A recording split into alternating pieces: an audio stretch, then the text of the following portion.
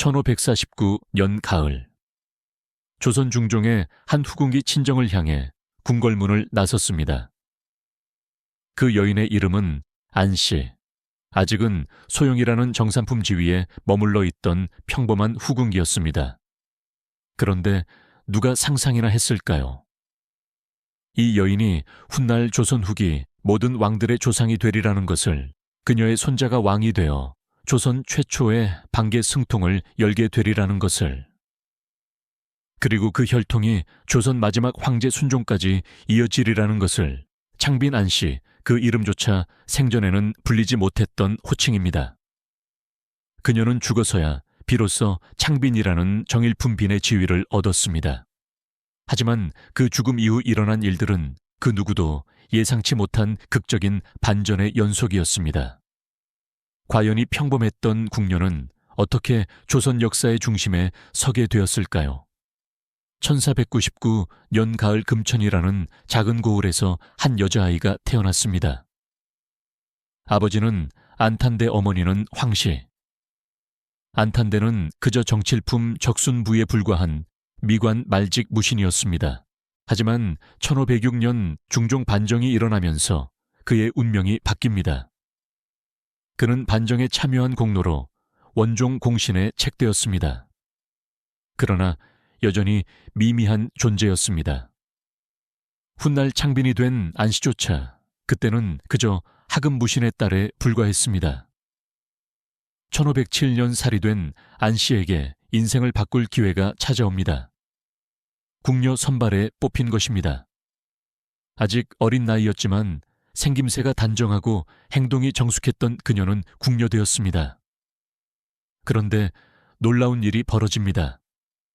그녀가 배정받은 곳이 바로 정연대비전이었던 것입니다. 정연대비 윤씨, 성종의 계비이자 중종의 어머니였더니 여인은 궁중에서 가장 존경받는 인물이었습니다. 그런 정연대비가 어린 안씨를 각별히 아꼈습니다. 직접 경서와 사기를 내려주며 공부를 시켰고 왕실의 법도와 이해법을 가르쳤습니다. 마치 자신의 딸을 키우듯 정성을 다했습니다. 이 아이는 범상치 않구나. 정연대비는 종종 이렇게 중얼거렸다고 합니다. 앉는 총명하면서도 겸손했고 무엇보다 마음이 착했습니다. 다른 궁녀들과 다투는 일이 없었고 맡은 일은 묵묵히 해냈습니다. 정연대비는 점점이 아이에게 특별한 애정을 느끼게 되었습니다.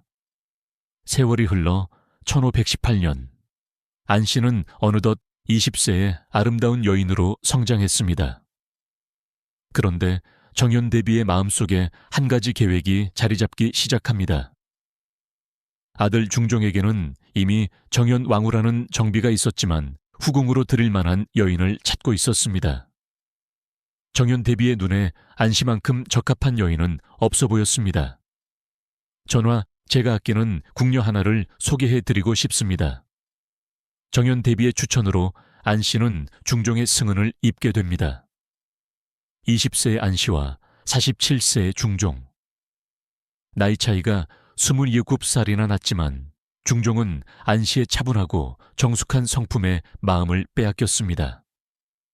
화려한 미모는 아니었지만 그녀에게는 사람을 편안하게 만드는 특별한 무언가가 있었습니다.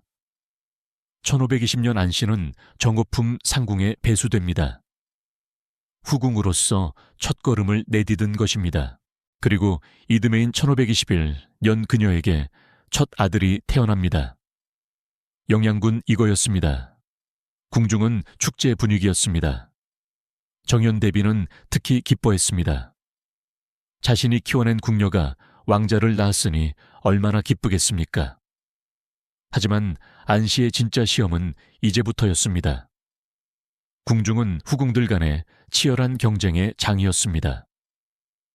특히 1515년에 들어온 문정왕후 윤씨는 야심이 큰 여인이었습니다. 정비의 자리에 오른 그녀는 안씨를 어떻게 생각했을까요?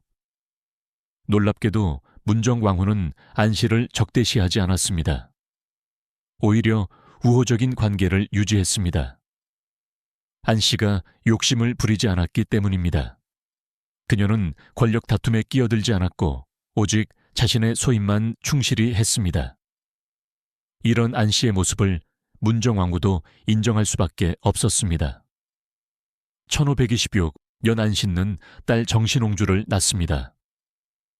그리고 1529년에는 종사품 수건으로 진봉됩니다. 후궁으로서 착실히 지위를 쌓아가고 있었습니다. 그런데 1530년 안 씨에게 운명을 바꿀 아들이 태어납니다. 바로 더 큰 군 이초였습니다. 이 아이가 훗날 선조의 아버지가 되어 조선의 왕통을 이을 줄 그때 누가 알았겠습니까? 안 씨 자신도 중종도 그 누구도이 아이의 미래를 예상하지 못했습니다. 그저 건강한 왕자가 하나 더 태어났다는 기쁨뿐이었습니다. 안 씨는 궁중에서 모범적인 후궁으로 인정받았습니다. 1529 연문정 왕후가 창덕궁에서 친잡례를 거행할 때도 안 씨는 함께 참석했습니다.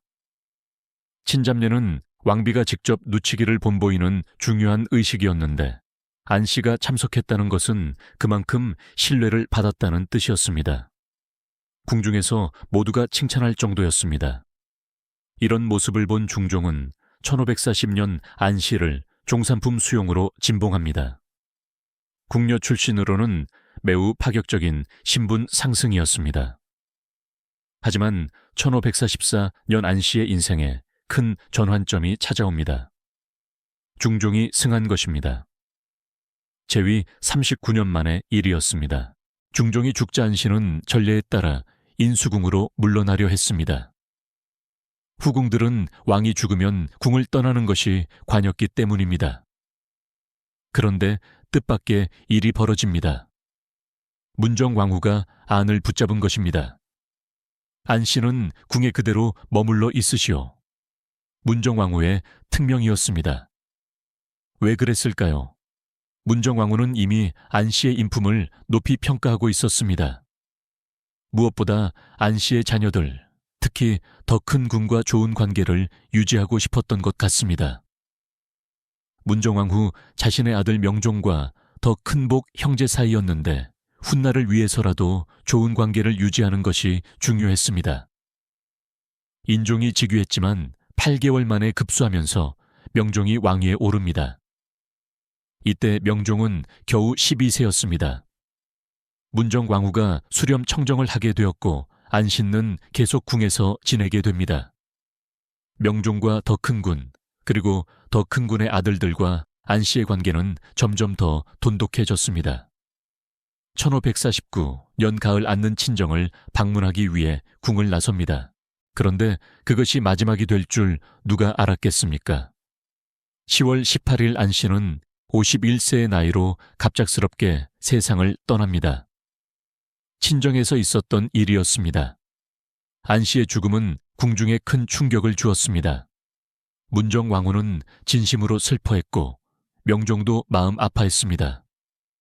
더 큰 군과 그의 아들들에게는 더욱 큰 상실이었습니다. 어머니이자 할머니를 잃은 슬픔이었습니다. 안 씨는 처음에 양주 장흥리에 안장되었습니다.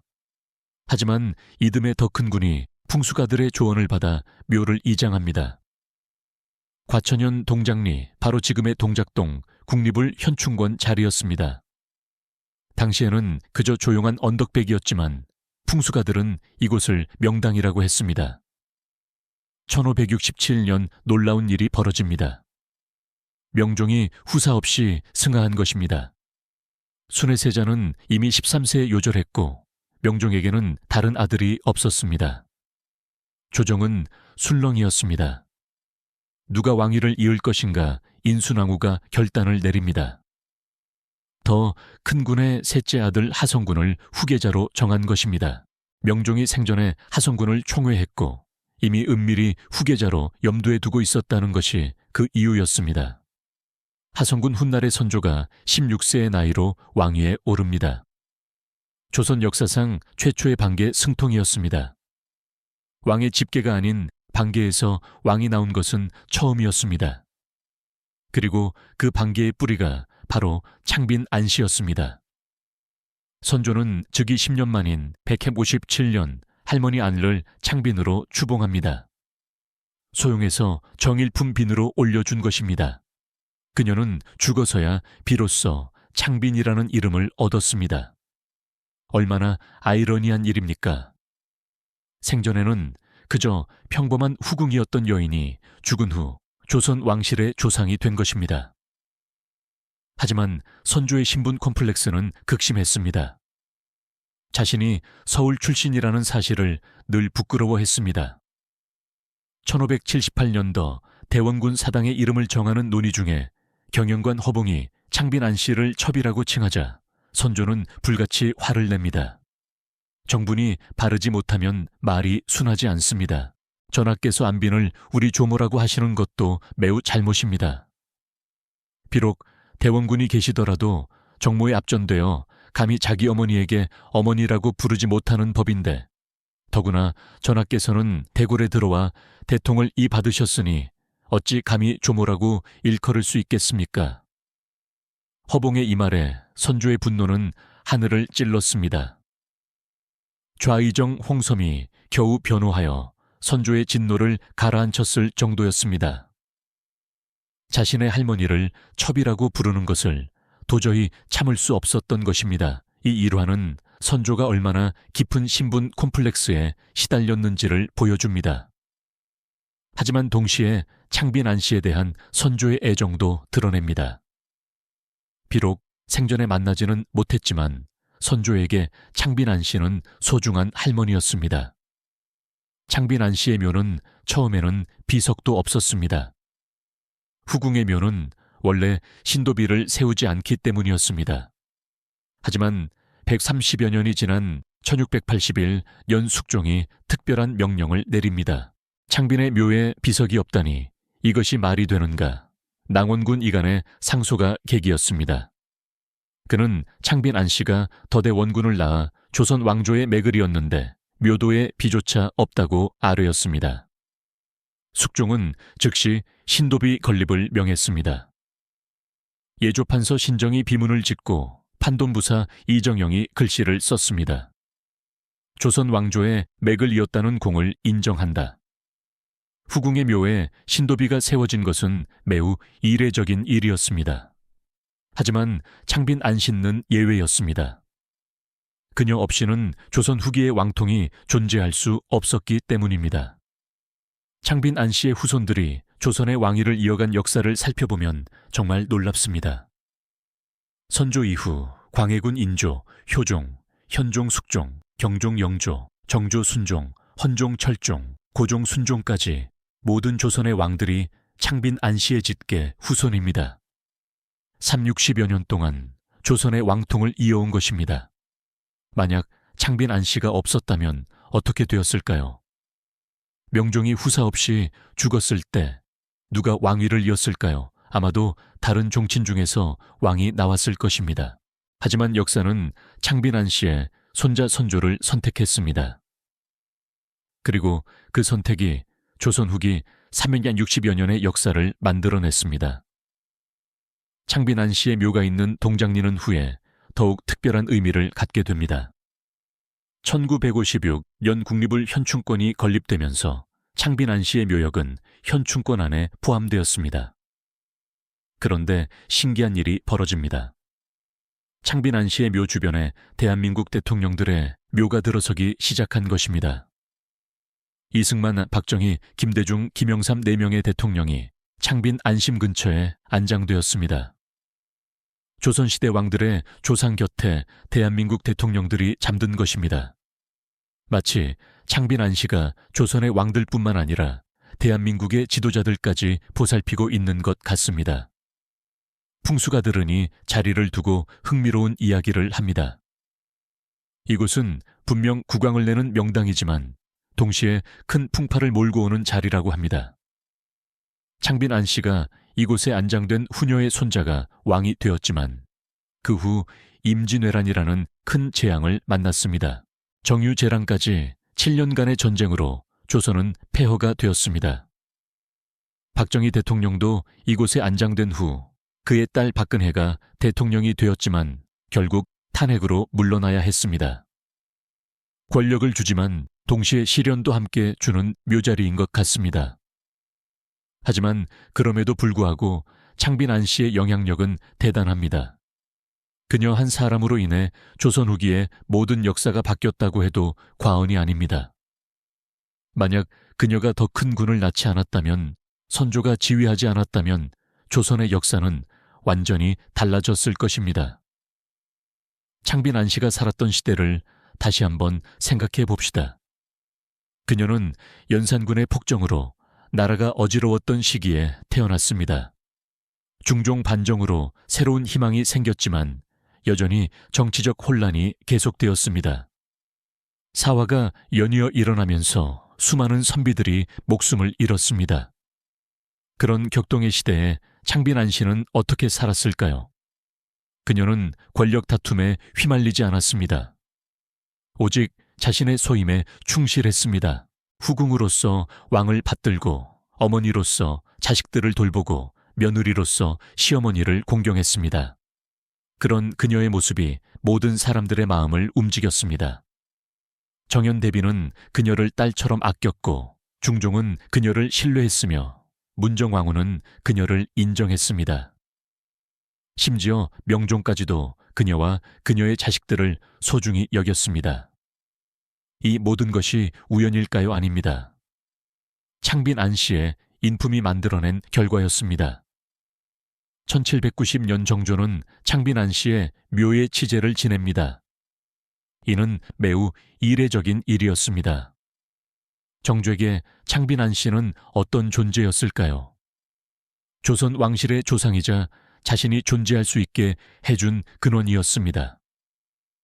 창빈 안 씨의 삶을 보면 조선시대 여성의 삶이 어떠했는지 알 수 있습니다. 그녀는 8세 궁에 들어가 평생을 궁궐에서 보냈습니다. 자신의 의지와는 상관없이 운명이 정해졌습니다. 하지만 그 주어진 운명 안에서 최선을 다했습니다. 그녀는 학문을 게을리하지 않았습니다. 정현 대비가 내려준 경서와 사기를 열심히 공부했습니다. 예법과 법도를 익혔고 후궁으로서 갖춰야 할 덕목들을 하나하나 체득해 나갔습니다. 그런 노력이 있었기에 중종의 마음을 얻을 수 있었고 궁중에서 인정받을 수 있었습니다. 창빈 안 씨의 자녀들도 어머니를 닮아 훌륭하게 자랐습니다. 특히 더 큰 군은 성품이 온화하고 학문을 좋아했습니다. 이런 관계가 있었기에 명종이 후사를 정할 때 더 큰 아들 하성군을 선택할 수 있었습니다. 선조가 왕이 된 후 창빈 안 씨에 대한 예언은 계속 높아졌습니다. 선조뿐만 아니라 후대 왕들도 창빈 안 씨를 조상으로 받들었습니다. 그녀의 신주는 더 대원군의 사당에 모셔졌고 후손들이 대대로 제사를 지냈습니다. 하지만 창빈 안 씨 자신은 이 모든 일을 예상했을까요? 아마도 아니었을 것입니다. 그녀는 그저 자신 앞에 주어진 일에 최선을 다했을 뿐입니다. 궁녀서, 후궁으로서, 어머니로서 자신의 역할에 충실했습니다. 그런 그녀의 성실함과 정성이 훗날 이런 놀라운 결과를 만들어낸 것입니다. 창빈 안 씨의 이야기는 우리에게 무엇을 말해줄까요? 때로는 현재가 어둡고 절망스러워 보여도 우리가 지금 하고 있는 일들이 미래에 어떤 의미를 가질지 모른다는 것입니다. 창빈 안 씨도 자신이 조선 후기 왕통의 시조가 되리라고는 꿈에도 생각하지 못했을 것입니다. 그녀의 삶에서 가장 인상적인 것은 겸손함입니다. 다른 후궁들과 경쟁하려 하지도 않았습니다. 오직 자신에게 주어진 자리에서 최선을 다했을 뿐입니다. 그런 그녀의 모습이 모든 사람들의 존경을 받았고 결국은 역사를 바꾸는 힘이 되었습니다. 창빈 안 씨의 신도비에는 이런 글이 새겨져 있습니다. 성품이 단정하고 온화하여 왕대비와 왕비의 인정과 신뢰를 받았다. 단순해 보이느니 문장 속에 그녀의 모든 것이 담겨 있습니다. 단정함과 온화함. 그것이 창빈 안 씨의 무기였습니다. 오늘날 우리가 창빈 안 씨의 묘를 찾아간다면 어떤 기분이 들까요? 국립서울현충원 안쪽 조용한 언덕에 자리한 금요는 여전히 소박합니다. 화려하지 않지만 품격이 있습니다. 마치 창빈 안 씨의 인품을 그대로 보여주는 것 같습니다. 묘 앞에 서면 한강이 내려다 보이고 멀리 남산과 북악산이 보입니다. 정말 아름다운 명당입니다. 하지만 그보다 더 아름다운 것은 이곳에 잠든 여인의 삶입니다. 평범하게 시작해서 위대하게 끝난 한 여인의 이야기입니다. 창빈 안 씨는 조선 역사에서 가장 특별한 존재 중 하나입니다. 왕이 된 적도 없고 큰 권력을 가진 적도 없지만 그 누구보다도 큰 영향력을 남겼습니다. 그녀 한 사람으로 인해 조선 후기 360여 년의 역사가 만들어졌습니다. 때로는 역사를 바꾸는 것이 거대한 사건이나 영웅적인 행동이 아닐 수도 있습니다. 창빈 안 씨처럼 묵묵히 자신의 자리에서 최선을 다하는 평범한 사람의 성실함이 역사를 바꿀 수도 있습니다. 그녀의 이야기는 우리 모두에게 희망을 줍니다. 지금 이 순간도 어디선가 누군가가 자신의 자리에서 묵묵히 최선을 다하고 있을 것입니다. 그들 중 누군가는 창빈 안 씨처럼 역사에 큰 족적을 남길지도 모릅니다. 우리는 모르고 있을 뿐입니다. 창빈 안 씨가 남긴 가장 큰 유산은 무엇일까요? 왕통도 아니고 권력도 아닙니다. 바로 성실함과 겸손함입니다. 자신에게 주어진 역할에 최선을 다하는 태도입니다. 그런 그녀의 모습이 500년이 지난 지금도 우리에게 감동을 줍니다. 1549년 가을 친정을 향해 국무를 나선 한 여인, 그때는 그저 평범한 후궁의 외출이었습니다. 하지만 그 여인의 삶이 조선 역사 전체를 바꿔놓았습니다. 창빈 안 씨, 조선 최초 방해 승통의 뿌리가 된 궁녀. 그녀의 이야기는 오늘도 동작동 언덕에서 조용히 계속되고 있습니다. 여러분도 창빈 안 씨의 이야기를 통해 많은 것을 느끼셨을 것입니다. 평범한 삶도 위대할 수 있다는 것. 현재 성실함이 미래의 기적을 만들 수 있다는 것을 말입니다. 오늘의 이야기가 여러분의 마음에 작은 감동이 되었기를 바랍니다. 지금까지 창빈 안 씨의 이야기였습니다. 구독과 좋아요는 더 많은 역사 이야기를 만드는 큰 힘이 됩니다. 다음에 또 흥미진한 역사 이야기로 찾아뵙겠습니다.